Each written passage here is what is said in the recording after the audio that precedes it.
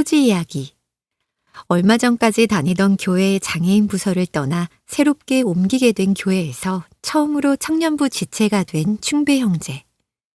하나님의 은혜 안에서 하나님의 자라게 하심을 경험하며 예수님의 몸인 청년부를 문충배 형제가 누리길 바라며 주님의 지체인 문충배 형제가 지체 역할을 할 수 있게 되기를 바랍니다. 단장 칼럼 87번째 더 THE 사랑으로 다시 함께 시작하는 미랄. 조병성 목사, 한국미랄 선교단 단장. 지난 6월 30일 2022년 미랄 공동체가 함께하는 미랄의 밤이 8개 지역 미랄이 공동 주관하고 한국미랄연합회가 주최하여 열리게 되었습니다. 코로나 상황이 많이 완화되었지만 지역별로 미랄의 밤을 진행하는 것이 아직은 시기상조라 생각하여 온라인으로 함께 진행해 하나님의 은혜 가운데 잘 마칠 수 있었습니다. 이번 미랄의 밤은 2022년 미랄 공동체 사역 주제인 복음으로 화평을 일구는 미랄 공동체 피스메이커 위드 가스펠과 장애인을 향한 더 THE 사랑으로 다시 함께 시작하는 미랄을 소제목으로 정해 진행했습니다. 비록 주제와 소제목을 미랄의 밤 전체 내용에 다 담아내지는 못했지만 변화된 시대적 상황 속에 미랄 공동체가 품은 소망의 마음을 담아보았습니다. 소제목인 장애인을 향한 더 THE 사랑은 두 가지 의미를 염두에 둔 표현이었습니다. 첫 번째 의미는 THE 사랑, 그 사랑, 하나님의 사랑으로 다시 함께 시작하는 미랄 공동체가 되길 소망하는 마음을 담았습니다. 3년여 동안 코로나라는 삶의 어려움을 겪으면서 우리에게 필요한 것은 하나님의 은혜, 하나님의 사랑, 그것이 전부임을 깨닫는 시간이었습니다. 앞으로도 우리는 예상하기 어려운 다양한 문제들 앞에 연약한 존재들일 것입니다. 하지만 여전히 우리가 세상에 얽매여 살아간다 해서 무기력하게 살아가는 존재들이 아님을 고백합니다.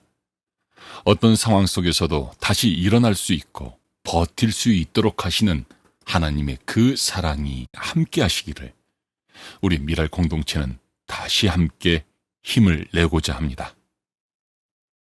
1. 야곱아, 너를 창조하신 여호와께서 지금 말씀하시니라.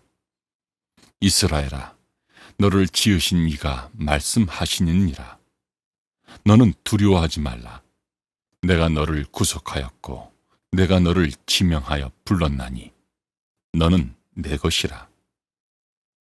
2. 네가 물 가운데로 지날 때에 내가 너와 함께 할 것이라. 강을 건널 때에 물이 너를 침몰하지 못할 것이며 네가 불 가운데로 지날 때에 타지도 아니할 것이요 불꽃이 너를 사르지도 못하리니. 43장 1절에서 2절. 두 번째는 하나님이 베풀어 주신 사랑으로 우리 미랄에게 맡겨주신 장애를 겪고 살아가는 한 사람 한 사람과 그 가정을 더한 사랑, 플러스 사랑으로 섬기며 다시 시작하겠다는 다짐의 마음을 담았습니다. 우리가 잘 알고 있는 혼자 가면 빨리 가지만 함께 가면 멀리 간다라는 아프리카 속담이 있습니다. 더한 사랑은 일방적인 사랑이 아니라 서로를 향한 사랑입니다. 장애와 비장애의 구분 없이 서로가 서로를 더한 마음으로 사랑하겠다는 다짐입니다. 전도서에서 이 사랑을 이렇게 말씀하고 있습니다. 9. 두 사람이 한 사람보다 나음은 그들이 수고함으로 좋은 상을 얻을 것임이라. 10. 혹시 그들이 넘어지면 하나가 그 동물을 붙들어 일으키려니와 홀로 있어 넘어지고 붙들어 일으킬 자가 없는 자에게는 화가 있으리라. 11. 또 두 사람이 함께 누우면 따뜻하거니와 한 사람이면 어찌 따뜻하랴. 12. 한 사람이면 패하겠거니와 두 사람이면 맞설 수 있나니 새 겹줄은 끊어지지 아니하느니라. 전 4장 9절에서 12절. 이제 장애인을 향한 더 THE 사랑으로 다시 함께 시작하는 미랄의 마음을 3년 만에 다시 개최하는 미랄 사랑의 캠프에서 이어가고자 합니다. 8월 17일부터 19일까지 2박 3일의 일정으로 보령에 위치한 베이스 리조트에서 진행하는 이번 캠프는 예전에 비해 기간이 하루 줄어들었고 인원도 여러 가지 상황으로 인해 300여 명만 함께하게 됩니다. 하지만 미랄 사랑의 캠프를 통해 서로 나누게 될 하나님의 사랑은 우리가 기대하는 것 이상의 큰 은혜로 우리에게 다가오리라 확신합니다. 미랄의 글을 준비하면서 그동안 캠프에서 만나지 못했던 우리 미랄 가족들의 모습이 그리워 예전 캠프 영상들을 찾아서 보았습니다. 화면 속에 비친 미랄 가족들의 모습에서 하나님을 향한 열정과 사랑, 그리고 간절함이 느껴졌습니다. 3년 만이라 기대도 되고 걱정이 되는 부분들도 있지만 그럼에도 불구하고 우리가 다시 사랑의 캠프를 시작하는 것은 시편 133편의 말씀을 기대하기 때문이 아닐까 생각됩니다. 1. 형제가 연합하여 동거함이 어찌 그리 선하고 아름다운고. 2. 머리에 있는 보배로운 기름이 수염, 곧 아론의 수염에 흘러서 그 옷깃까지 내림같고. 3. 헐몬의 이슬이 시온의 산들에 내림같도다. 거기서 여호와께서 복을 명하셨나니 곧 영생이로다. 이번 미랄 사랑의 캠프는 헐몬산의 이슬이 생명젖줄이 되어 척박한 광야의 생명수가 되듯 여호와의 복, 곧 영생의 은혜가 넘치는 자리가 될 것입니다. 이를 위해 미랄과 함께하는 많은 분이 기도의 동역자로 또한 돕는 손길들로 함께해 주셔서 그 어느 때보다 풍성한 캠프가 될 수 있도록 관심 가져주시길 부탁드립니다. 마지막으로 하나님께서 마련하신 귀한 미랄 사랑의 캠프에 이 글을 읽고 계신 여러분 모두를 초대합니다. 샬롬. 미랄 사역 2022 미랄의 밤 장애인을 향한 더 사랑으로 다시 함께 시작하는 미랄. 이석희 간사 한국 미랄 선교단. 사진 생략. 장애인을 향한 더 사랑으로 다시 함께 시작하는 미랄 이라는 주제로 미랄 공동체가 함께하는 미랄의 밤이 6월 30일 유튜브로 열리게 되었습니다.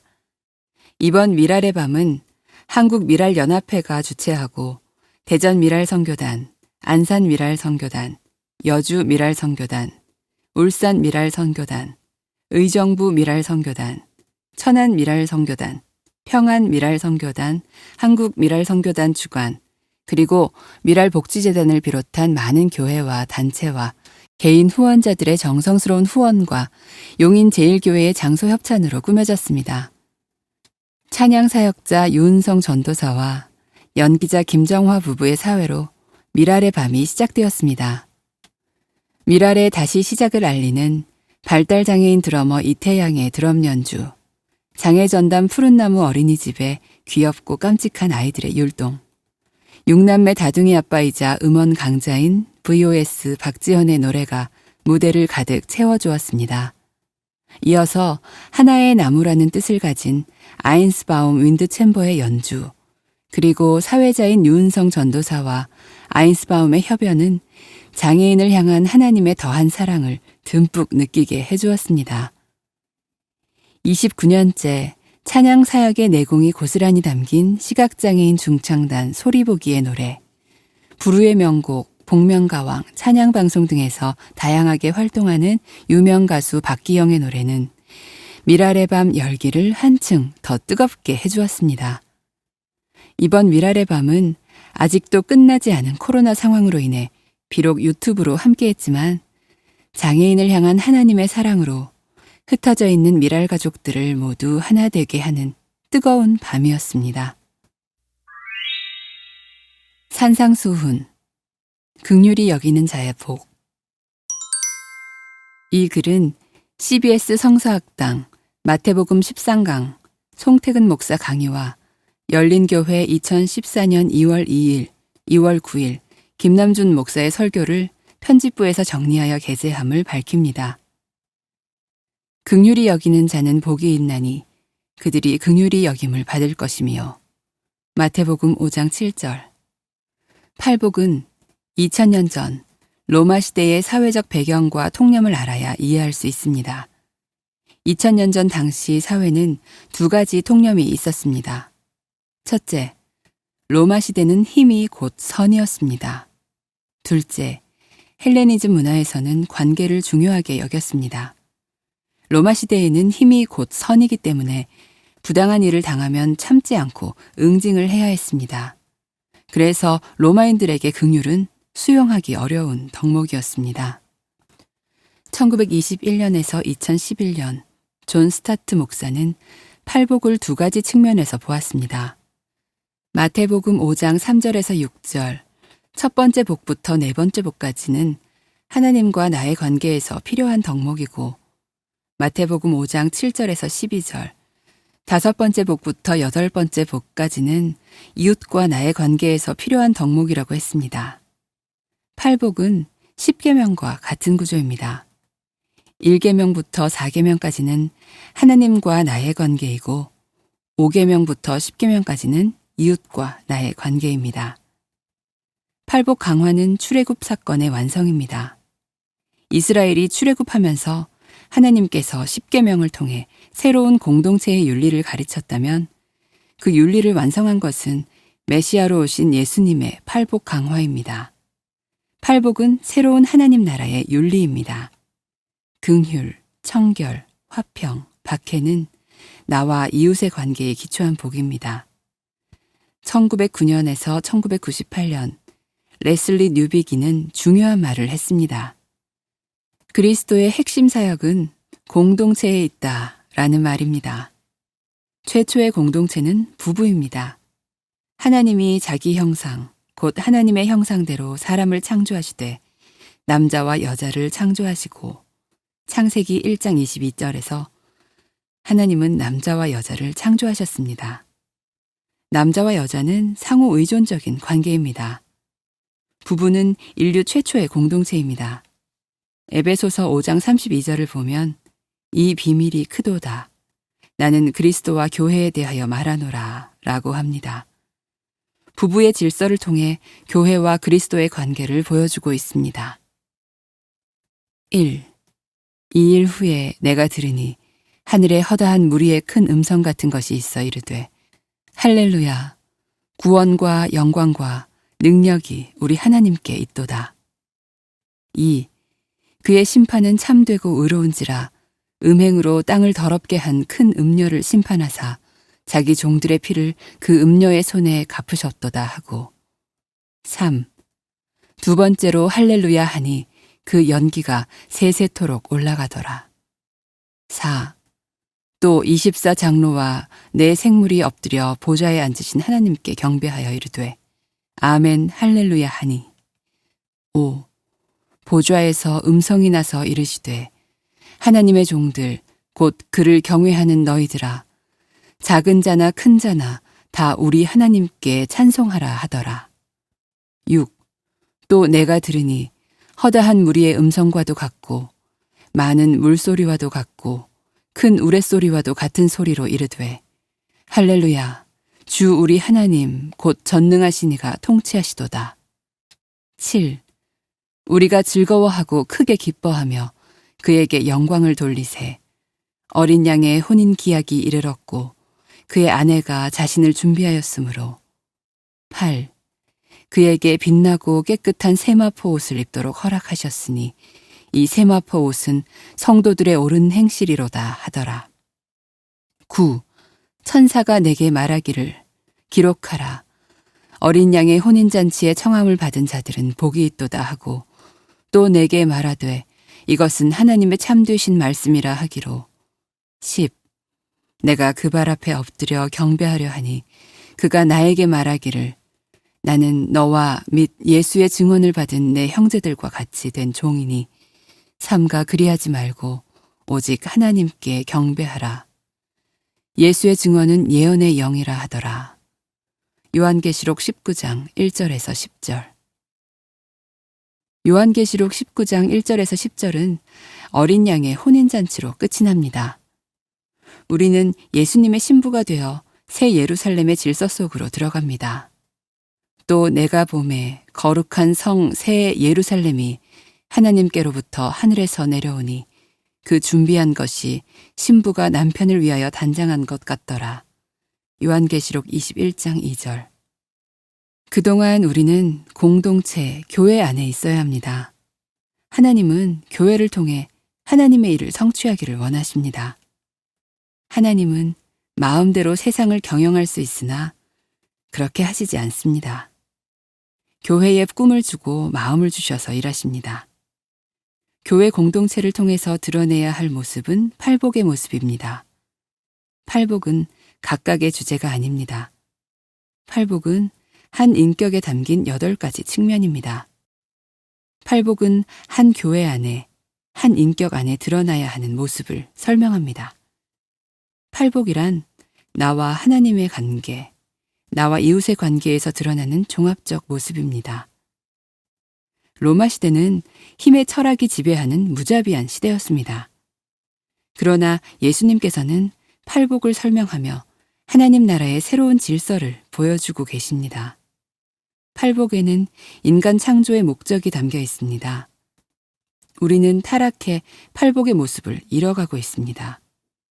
로마 시대의 그리스 철학자 플라톤과 아리스토텔레스는 오직 건강한 자녀만이 키울 수 있는 책임이 있다고 했습니다.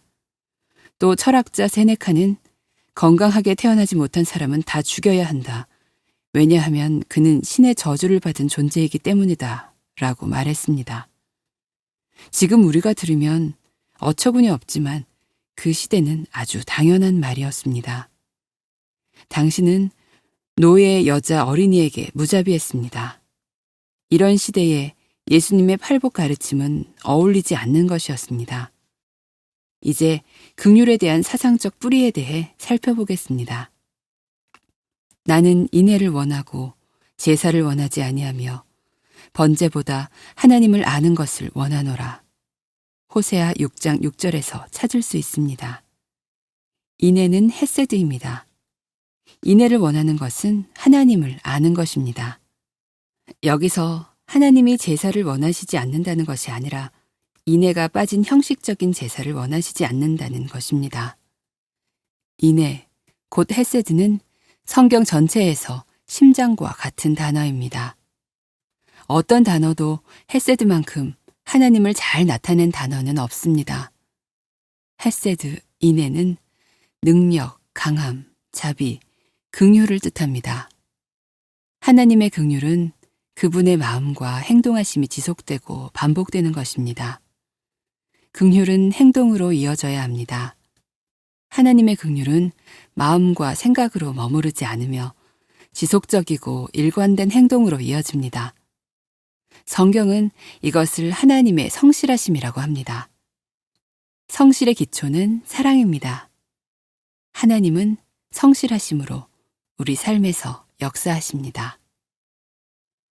여호와의 인자와 긍휼이 무궁하심으로 우리가 진멸되지 아니함이니이다. 이것들이 아침마다 새로우니 주의 성실하시도소이다. 예레미야 애가 3장 22절에서 23절. 인자와 긍휼은 헤세드를 뜻하는 같은 단어이며 인자와 긍휼을 같이 사용하는 것은 헤세드를 강조하는 것입니다. 하나님은 파멸되고 진멸될 수밖에 없는 우리를 긍휼히 여기십니다. 아침마다 하나님의 새로운 사랑이 우리를 깨우십니다. 하나님의 사랑에는 열심이 있습니다. 긍휼의 어근은 어머니의 자궁, 모태입니다. 어머니의 자궁만큼 아기에게 완벽한 보호처는 없습니다. 그 원리에서 긍휼이란 말이 나왔습니다. 혹 위로하는 자면 위로하는 일로, 구제하는 자는 성실함으로, 다스리는 자는 부지런함으로, 긍휼을 베푸는 자는 즐거움으로 할 것이니라. 로마서 12장 8절. 사랑이 전제되는 것이 구제인데 인간의 사랑에는 한계가 있습니다. 지치고 능력이 없으면 구제는 끊어질 수 있습니다.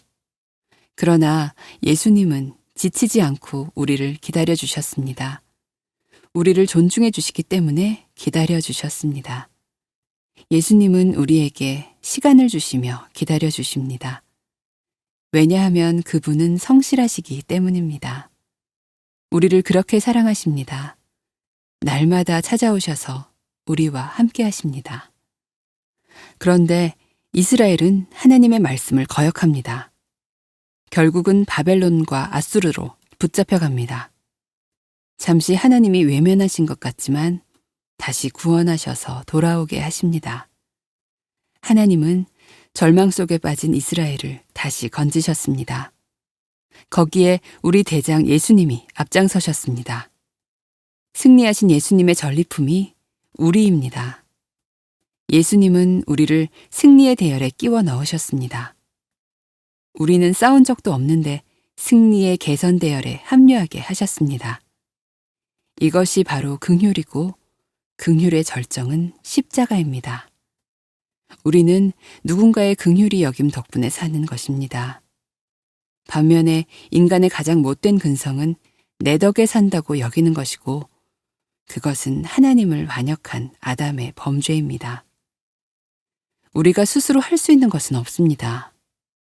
긍휼은 사랑하는 사람이 받는 비참에 깊이 공감하는 것이고 사랑하는 사람의 고통이 제거되기를 바라는 열망입니다. 한 사람의 비참에는 원인이 있고 그 원인은 그 사람의 잘못된 선택에 있습니다. 그러나 긍휼은 원인과 잘못된 선택을 묻고 따지지 않습니다.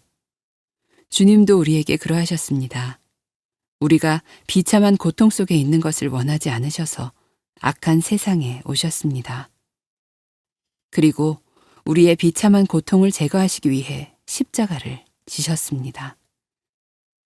하나님이 우리에게 주신 긍휼의 은혜를 베풀며 살라고 지금 우리를 부르십니다. 미랄 단상, 교회 앞 장애인, 이석희 간사, 한국 미랄 선교단. 주일 예배를 마치고 교회 1층에 있는데 장애인 콜택시 한 대가 교회 안쪽으로 들어오고 있었습니다. 때마침 콜택시를 기다리고 있던 터라 제가 부른 택시인 줄 알았습니다. 그런데 뒷문이 열리더니 휠체어를 탄 장애인 한 명이 내리고는 교회 안으로 들어가는 것이었습니다. 마침 그때가 청년부 예배 시간이라 청년부에 새로운 장애인이 왔나? 라는 생각이 들었습니다. 교회 안으로 들어간 그는 다시 밖으로 나와 옆에 있는 교회 쪽으로 갔습니다. 혹시 교회를 찾는 것일까? 많은 생각이 떠올랐습니다. 이내 기다리던 장애인 콜택시가 와서 급히 탈 수밖에 없었습니다. 출발하는 차창 밖으로 그 장애인이 왔다 갔다 하는 모습이 계속 눈에 들어왔습니다. 고개가 꺾여지랴 그 장애인에게서 눈을 떼지 못했습니다. 그리고 계속 이 생각이 들었습니다. 진짜 교회를 찾아온 것일까? 맞이해주는 사람이 없어서 이 교회 저 교회 찾아다니는 것이 아닐까? 라는 생각에 마음이 답답하기까지 했습니다. 집으로 돌아가는 내내 집에 가서도 건널목 하나에 걸쳐 있는 두 교회를 왔다 갔다 하던 그 장애인이 뇌리에서 사라지지 않았습니다. 영적인 아버지이자 스승인 김달근 목사님께서 장애인 사역을 막 시작하던 때 이야기입니다. 막상 사역을 시작했지만 어디에 가서 장애인을 만나야 할지 몰랐다고 했습니다. 그러던 중 차를 운전하는데 길목을 지나던 장애인이 눈에 들어왔고 그 장애인을 본 목사님은 무릎을 치며 이렇게 외쳤다고 했습니다. 이게 웬 떡? 어쩌면 목사님의 외침이 저의 외침이 될 수 있었던 절호의 기회였을지도 모른다는 생각에 더 씁쓸했습니다. 태우러 온 운전기사에게 욕을 먹더라도 차를 돌려보내고 그 장애인에게 다가갔어야 했었습니다. 그와 함께 그래, 넌 장애라는 특수사항이 있어서 그렇게까지 생각할 필요가 없어 라는 자기 합리화와 자기 위로가 피어오르고 있었습니다. 그것마저 단호하게 거절하고 싶었습니다. 그만큼 교회 앞을 헤매고 있던 휠체어 탄 장애인에게 다가가지 못한 것이 안타깝고 후회스러웠습니다. 베드로도 그랬고 마태도 그랬습니다. 예수님의 제자였던 그들은 일터에서 나를 따르라는 예수님의 부르심을 받았습니다. 그리고 그들은 모두를 버리고 그 자리에서 예수님을 따랐습니다. 예수님의 부르심에 전부와 다름없는 그물을 망설임 없이 버리고 따랐던 제자들처럼 포기할 수 있는 믿음의 용기가 그리고 담대함이 가득 채워지기만을 기도하고 또 기도한 하루였습니다. 미랄 가족 이야기. 생애 처음 청년부 지체가 된 충배 형제. 충배 형제 이야기. 우리나라 전체 인구의 10% 정도가 장애인입니다. 이 중 몇 퍼센트가 교회에 갈까요?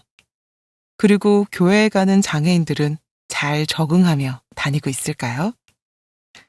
얼마 전 장애인 부서에서 청년부로 옮긴 문충배 형제와 신강교회 청년부를 담당하고 있는 정현준 목사, 청년부 박지연 리더를 만났습니다. 안녕하세요. 충배 형제가 참석하는 신강교회에서 보니 더 반갑네요. 새로운 근황이 궁금합니다. 반갑습니다. 저는 얼마 전 다니던 장애인 부서를 떠나 신강교회 청년부에 등록했어요. 장애인 부서를 떠나 청년부에 등록한 이유가 있을까요? 예전 교회에서는 발달장애인 부서에서 예배를 드리다 보니 저하고 맞지 않는 부분이 많았어요.